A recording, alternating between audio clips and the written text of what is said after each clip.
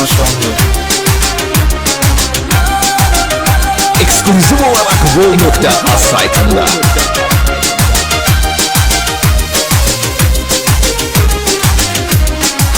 Esti icran küleyi, soldu dalda güllerimiz. Ayırdı bizi bizden, yetim kaldı sevgimiz.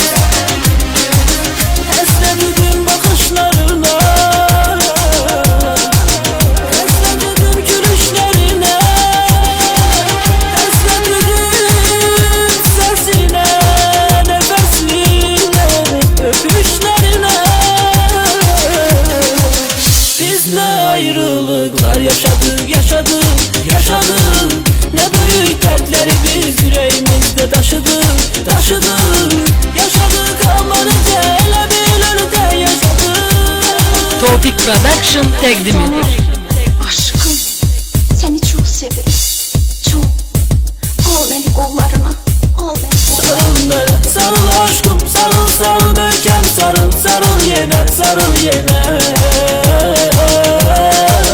Sarıl bana, sarıl aşkım, sarıl sarıl bekler, sarıl kucağıma sık yüreğine. seviyorum seni. Sarıl bana, sarıl aşkım, sarıl sarıl möhkem, sarıl sarıl yine, sarıl yine. Sarıl bana, sarıl aşkım, sarıl sarıl bekler, sarıl kucağıma sık yüreğine, kucağıma sık yüreğine.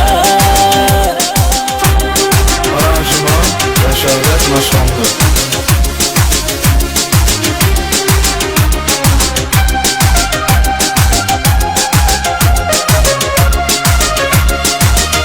Aranjman Rəşadət Maşallı. Bir de ben koymayacağım ki bensiz esret çekesen. Bir de ben koymayacağım esne varsa tek kalırsan. Dokunuram ellerine, dokunuram tellerine. Bakıram elmersiz kalan, yaşla dolan gözlerine. Biz ne ayrılıklar yaşadık, yaşadık, yaşadık.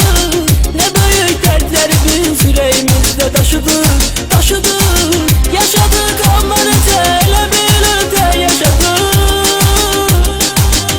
Sensiz yaşamak çok çetin değil mi? Çok. Bir daha ayrılma benden, kurban sana. Kurban sana. Sarıl bana, sarıl aşkım, sarıl sarıl möhkem, sarıl sarıl yine, sarıl yine.